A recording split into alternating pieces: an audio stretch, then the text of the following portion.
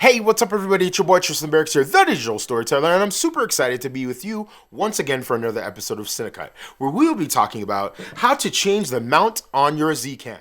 Are you ready? I'm ready. Let's go! Woo!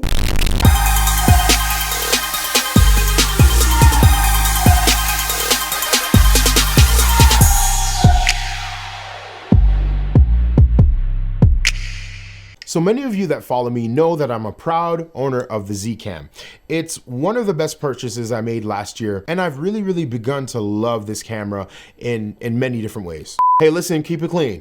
That being said, many people have asked me a lot of questions about the Z-Cam, and one of the questions is, how do you switch the mount from, let's say, a Micro Four Thirds mount to a EF mount? And this video is my response to that. So follow along. This should be pretty quick and pretty straightforward.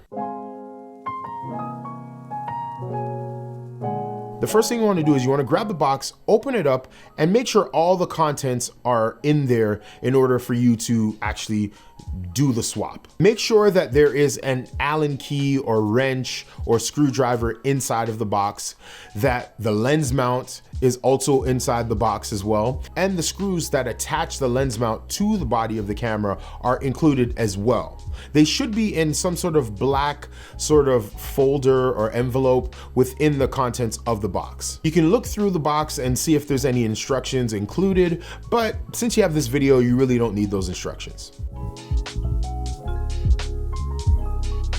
So what I want you to do is I want you to grab your Z-Cam and then make sure that you're working on a totally flat surface. You don't want anything, jiggling or rolling off or sliding to the left or right or getting dust in it. So you want the surface to be clean, clear of any sort of objects and any sort of dust particles, and then you want to lay it on a flat surface. It's kind of like you're doing surgery on your Z-Cam. Okay, now grab your Allen key and then start loosening up the screws that are allowing your current mount to be attached to your Z-Cam body.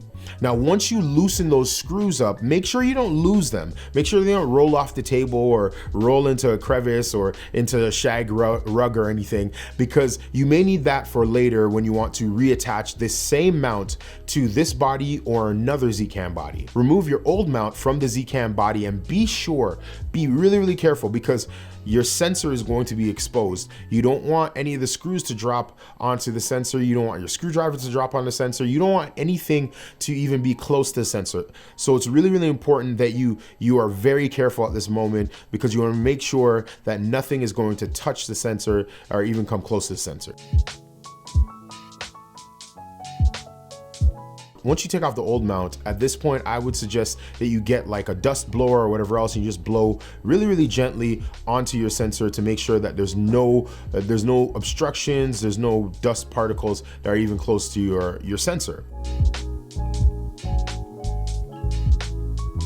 Once you do that, then you can grab your new mount. Grab the black envelope, open it up, grab the screws out of the black envelope, and then start attaching the new Z-Cam mounts, whether it's the PL mount or the EF mount or the Micro Four Thirds mount, and start attaching it to your Z-Cam body.